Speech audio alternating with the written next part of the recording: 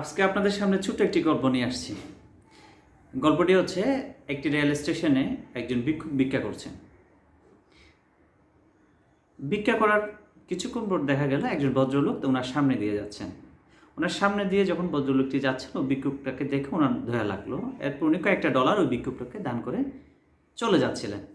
চলে যাওয়ার সময় ভিক্ষুক দেখতে পেলেন যিনি ভিক্ষা করছেন উনি ওনার ভিক্ষার যে থালাটা ছিল থালার সামনে করে কিছু পেন্সিল, একগুচ্ছ পেন্সিল সামনে রেখেছেন। এরপর ওই ভদ্রলোক চলে যাওয়ার সময় ভিক্ষা দিয়ে তিনি চিন্তা করলেন যে আমি ভিক্ষাটা দিয়ে চলে যাচ্ছে। তখন পেন্সিলটা যখন দেখলো উনি ওখান থেকে 2-3টে পেন্সিল নিল। পেন্সিল নিয়ে ওই ভিক্ষুককে বলছেন, দেন আপনি তো ভিক্ষা করছেন, কেন আমি আপনাকে শুধু কেন বা আমি আপনাকে ভিক্ষাটা দিব, টাকাটা দিব ফ্রিতে, আর আপনি কেন আমাকে আমার থেকে ফ্রি টাকাটা নেবেন? জিনিসটা একটু অনৈতিক মনে হয়। তখন ওই ভদ্রলোক কী করলেন, পেন্সিলটা নেওয়ার পর বললেন যে আমি যে 2-3টে পেন্সিল নিয়েছি নিশ্চয়ই আমার ডলারের টাকার সাথে আমার এই পেন্সিলের দামের সাথে সমান হবে। ওটা বলে ভদ্রলোক চলে গেলেন। ভদ্রলোক চলে যাওয়ার পর ওই যে ভিক্ষুকটা আছে, ভিক্ষুকটা কথাটা শুনে একটু হতভম্ব হলো যে উনি কথাটা কী বললো। উনি একটু চিন্তা করলো। উনি চিন্তা করার পর কিছুদিন পর উনি একটা সিদ্ধান্ত নিল যে উনি আর এই জায়গার মধ্যে থাকবেন না বা ভিক্ষা করবেন না, এরকম একটি সিদ্ধান্ত নিল।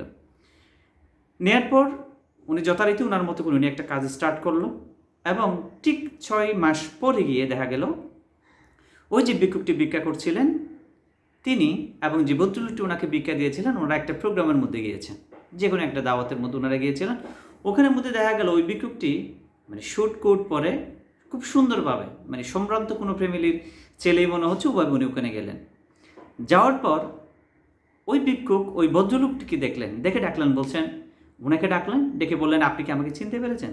তো উনি ভদ্রলোক বললেন না, আমি তো ঠিক আপনাকে চিনতে পারি। উনি বলছিলেন যে আমি সেই ব্যক্তি যে রেল স্টেশনে ভিক্ষা করছিল আর আপনি ভিক্ষা দিয়ে বিনিময়ে আমার থেকে পেন্সিল নিয়ে চলে গিয়েছিলেন। আর আপনি আমাকে একটা কথা বলে গিয়েছিলেন যে আমি কেন বা আমি কেন ভিক্ষা করছি, ভিক্ষাটা আসলে ভালো না, সেজন্য আপনি টাকার বিনিময়ে যে ডলারটা দিয়েছিলেন সেই ডলারটার বিনিময়ে আপনি আমার কাছ থেকে পেন্সিল নিয়ে গিয়েছিলেন। ওই একটি কথায় আমি আমার লাইফটাকে চেঞ্জ করেছি। আপনি যদি সেই কথাটা ওই দিন না বলতেন, আজকের দিন আমার যে পরিবর্তন সেটা হতো না। ওই ভদ্রলোক রীতিমতো অবাক হয়ে গেলেন, আপনার এই পরিবর্তন কীভাবে সম্ভব? ওই ভদ্রলোক বললেন আপনি যদি আমাকে ওই দিন ওই কথাটা না বলতেন তাহলে আজকের দিনে না আমার এই পরিবর্তনটা আমার আসতো না। তখন উনি বললো যে আপনি কথাটা বলার পর আমি ওই দিন থেকে আমার ভিক্ষাটা আমরা ছেড়ে দিয়েছি, প্রফেশনটা ছেড়ে দিয়ে আমি নতুন একটি কাজের সাথে যুক্ত হয়েছি এবং আমি দিনরাত কঠোর পরিশ্রম করেছি এবং আমি কঠোর পরিশ্রম করার কারণে আজকে আমি একটা জায়গায় আসে আজকের আমার এই অবস্থান, আজকে আমার এই পরিচয়। তো ভিউয়ার্স, মূল বিষয়টা হচ্ছে আমি যে বিষয়টা গল্পটা বলেছি এখান থেকে মোরাল যে বিষয়টা সেটা হচ্ছে আত্মসম্মানবোধ।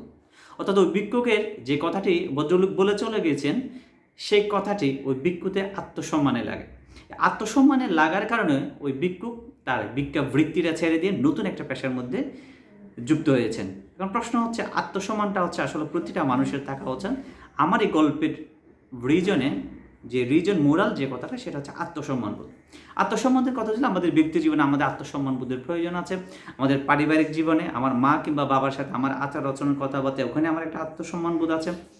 আমার সহপাঠীদের সাথে, আমার চলাসাথীর সাথে, আমার অফিসের কলিগের সাথে যেখানে বলি সেখানে সব জায়গায় আমার একটা আত্মসম্মানবোধ নিয়ে, অর্থাৎ নিজের সম্মানটা নিজে ধরে রেখে নিজের কর্মটাকে নিয়ে এগিয়ে যাওয়া দরকার। তা আমরা প্রতিমধ্যে যেটা করে থাকি, আমরা আত্মসম্মানবোধটাকে না নিয়ে অনেকটা সময় আমরা মানুষের দ্বারস্থ হয়ে যাই। তো এখন থেকে আমরা যে কাজটা করলে আমাদের উচিত মনে হয় সেটা হচ্ছে আমরা নিজের আত্মসম্মানবোধটাকে ধরে রাখবো। পারিবারিক জীবনে, সামাজিক জীবনে এবং ব্যক্তি জীবনে আমরা নিজেদের আত্মসম্মানবোধটাকে নিয়ে আমরা নিজেদের কাঙ্ক্ষিত যে চাওয়ার জায়গা সেখানে মধ্যে আমরা যাব এবং অবশ্যই আমরা কঠোর পরিশ্রম করবো, কেননা আমরা জানি পরিশ্রম সৌভাগ্যের প্রসূতি।